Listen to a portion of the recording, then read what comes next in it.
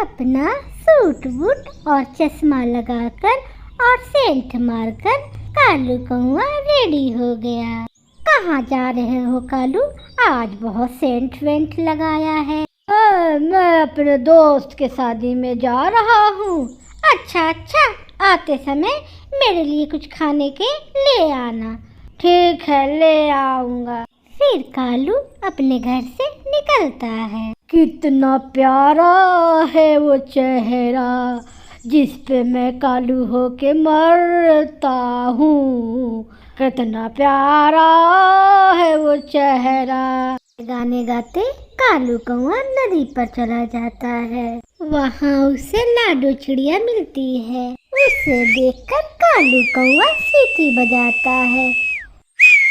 देखो देखो लाडो चिड़िया, जरा मुझे भी देख लो। क्या घूर घूर के देख रहे हो मुझे? जाओ यहाँ से।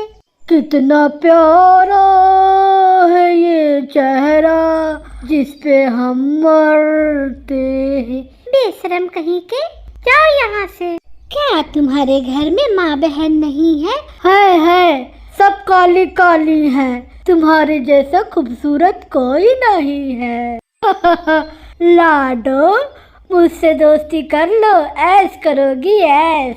बुढ़े कौवे, तू मेरे पीछे क्यों पड़ा है?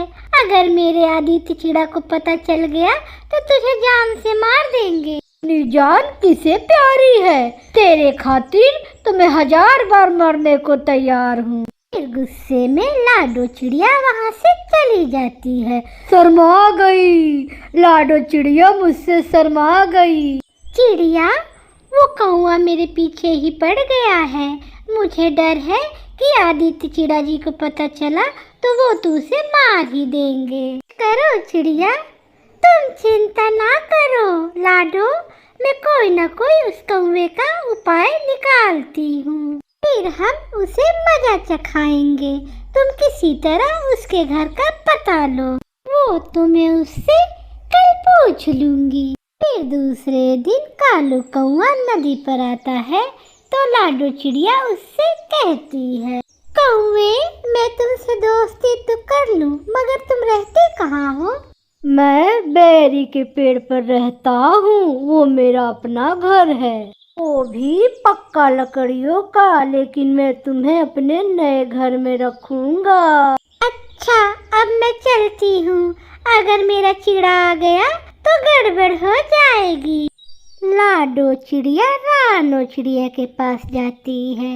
रानो बहन, कालू कौआ जंगल में बेरी के पेड़ पर रहता है। मैं अभी जाती हूँ और मालूम करती हूँ। चिड़िया जाती है। चिड़िया पूछते पूछते बेरी के पेड़ तक पहुँच जाती है। कौवी, क्या कालू कौवे का घर यही है? हाँ चिड़िया, मैं उसकी पत्नी गोरी हूँ। कालू कौवा से क्या काम है तुम्हें? वो तो अपना खुद कोई काम नहीं कर सकता, उससे तुम्हें क्या काम है? ये तो बहन बहुत अच्छा हुआ कि आप मिल गई। आपका कालू कौवा हमारे जंगल में आके नदी पर मेरी सहेली लाडो चिड़िया को बहुत परेशान करता है। ये सुनकर कालू कौवे की पत्नी गोरी बहुत गुस्से में आ जाती है। चिड़िया, क्या तुम सच कह रही हो? हाँ गोरी बहन, अगर मेरी सहेली के पति को पता चल गया तो तुम्हारे पति कालू को बहुत मारेगा। इस चलते मैं तुम्हें बताने चली आई। इससे बात बहुत बढ़ जाएगी। ठीक है चिड़िया, तुम जाओ, मैं देखती हूँ वो मुझसे कैसे छिप छिप कर दूसरे चिड़िया से इश्क लड़ाता है। चिड़िया चली जाती है। फिर शाम में जब कालू घर आता है तो गोरी उससे पूछती है, कालू, कहाँ थे तुम? मैं किसी काम से दूसरे जंगल गया था। कल मैं अपनी माँ से मिलने जा रही हूँ, शाम तक लौट के आऊंगी। अच्छा, शाम तक आने की क्या जरूरत है? एक रात रुक कर आती। बहुत याद करती है तुम्हारी माँ तुमको। अब मैं सो रही हूँ, मुझे बहुत नींद आ रही है। फिर दूसरे दिन गोरी कवि कालू से पहले ही नदी पर जाकर एक पेड़ के पीछे छुप जाती है। कालू कौआ तो बहुत खुश था वो बन ठन के घर से निकलता है। फिर कालू नदी पर जाता है। वहाँ लाडो चिड़िया पहले से आई हुई थी। रानो चिड़िया भी एक झाड़ी के पीछे छिपकर बैठी हुई थी। अरे ओ मेरी जान, मैं कालू हूँ, तू मेरी चांदनी, तुझसे मिलने का दिल करता है रे बाबा, तुझसे मिलने का दिल करता है। आई लव यू जाने मन। कभी अपनी पत्नी से भी इतनी प्यार से बातें की है? वो तो काली रात की तरह काली है, काली कलुट्टी है, बैगन लुट्ठी है, गंदी गंदी आंखों वाली काली डायन है। गोरी कभी बहुत मुश्किल से अपने आप पर काबू रखी हुई थी। वो झाड़ियों के पीछे छिपकर सारी बातें उसकी सुन रही थी।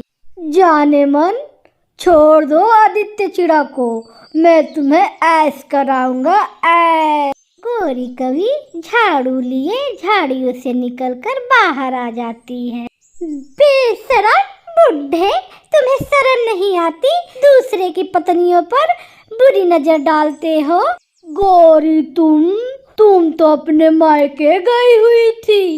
मायके तो मैं अब जाऊंगी अपने भाइयों को बुलाने, जो तुमको कूटेंगे। ऐसा कहते हुए गोरी कभी कालू की झाड़ू से खूब धुनाई करती है। हाय मर गया, मुझे माफ कर दो गोरी, अब से ऐसा काम नहीं करूँगा, प्लीज मुझे माफ कर दो। तेरी कसम गोरी, नदी पे क्या इस जंगल में मैं नहीं दिखूंगा तुम्हें। रानो और लाडो कालू कौवा को पीटते हुए देखकर खूब हंस रही थी। ऐसे कालू कौवा को गलत काम का अच्छा सजा मिलता है। प्यारे दोस्तों, इस कहानी को लाइक, सब्सक्राइब, शेयर और कमेंट करना बिल्कुल ना भूलिएगा। आपका धन्यवाद।